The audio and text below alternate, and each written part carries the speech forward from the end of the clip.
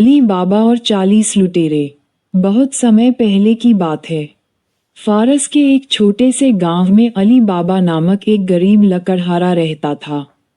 वह रोज जंगल में जाकर लकड़ियां काटता और उन्हें बाजार में बेचकर अपनी आजीविका चलाता था। उसका एक बड़ा भाई भी था, जिसका नाम कासिम था। कासिम बहुत लालची था और एक अमीर व्यापारी की बेटी से शादी करके संपन्न जीवन जी रहा था, जबकि अली बाबा साधारण जीवन जी रहा था। एक दिन जब अली बाबा जंगल में लकड़ियां काट रहा था, तभी उसने घोड़ों की टापों की आवाज सुनी। उसने जल्दी से एक बड़े पेड़ की आड़ में छुपकर देखा। वहां पर लगभग 40 लुटेरे घोड़ों पर सवार होकर आए। वे भारी थैलों में कुछ सामान लिए हुए थे।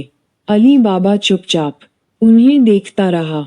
लुटेरों के सरदार ने एक बड़े पत्थर के पास जाकर जोर से कहा, खुल जा सिम सिम। अचानक वह पत्थर एक जादुई द्वार में बदल गया और गुफा का प्रवेश द्वार खुल गया।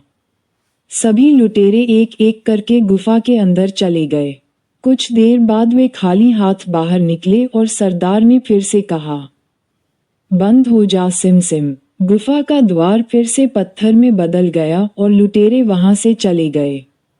अली बाबा ने जब ये सब देखा तो वह चकित रह गया।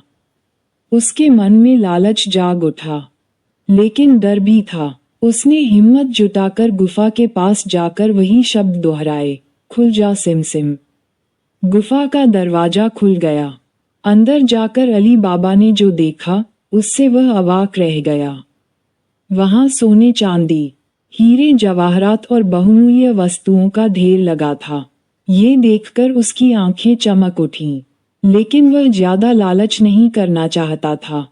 इसलिए उसने कुछ सोने के सिक्के और गहने अपनी झोली में भरे और चुपचाप घर लौट आया। घर पहुंचकर उसने अपनी पत्नी को सारी बात बताई और दोनों ने मिलकर धन को सुरक्षित रखा। लेकिन अली बाबा की पत्नी ने अपने जेवरात तौलने के लिए कासिम की पत्नी से एक तराजू मांगा। कासिम की पत्नी को शक हुआ और उसने तराजू में चुपके से थोड़ा सा तेल लगा दिया। जब तराजू वापस आया तो उसमें एक सोने का सिक्का चिपका हुआ था। जब कासिम को ये पता चला तो वह बहुत लालची हो गया। उसने अली बाबा से सच्चाई उगलवा ली और अगले ही दिन वह खुद गुफा में पहुंचा। उसने खुल जा सिम सिम कहा और गुफा के अंदर चला गया। उसने वहां ढेर सारा खजाना इकट्ठा करना शुरू कर दिया। लेकिन जैसे ही वह बाहर जाने लगा, वह जादुई शब्द भूल गया। थोड़ी देर बाद लुटेरे वापस आए और कासिम को गुफा में देखकर उसे मार डाला। जब कासिम घर नहीं लौटा, तो उसकी पत्नी ने अली बाबा को इसकी सूचना दी। अली बाबा को चिंता हुई और वह दोबारा उस गुफा में गया। वहां उसने अपने भाई के मृत शरीर को पाया और उसे ले जाकर गुप्त रूप से दफना दिया। लुटेरों को समझ आ गया कि किसी और को भी उनके खजाने के बारे में पता चल गया है। उन्होंने अली बाबा का पता लगाने का निश्चय किया। उनका सरदार गांव में एक व्यापारी के रूप में आया और अपने साथियों को 40 बड़े के मटकों में छुपा दिया। मर्जीना वास्तव में एक बुद्धिमान और निडर महिला थी। वह मूल रूप से एक गुलाम थी, जिसे अली बाबा ने बाजार से खरीदा था, लेकिन उसने कभी उसे एक दासी की तरह नहीं माना। उसने मर्जीना को अपनी बहन के समान सम्मान दिया और उसे स्वतंत्रता तथा अपने परिवार का हिस्सा बनाया।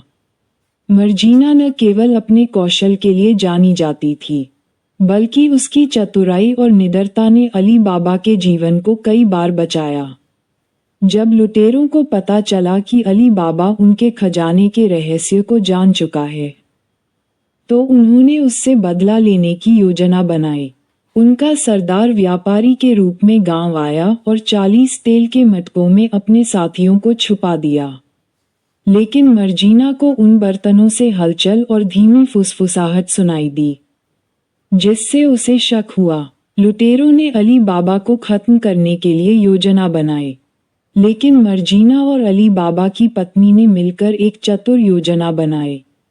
मर्जीना ने अपनी सूझबूझ से लुटेरों के छिपने की जगह का पता लगाया और अली बाबा तथा उसकी पत्नी के साथ मिलकर सभी लुटेरों को मार गिराया।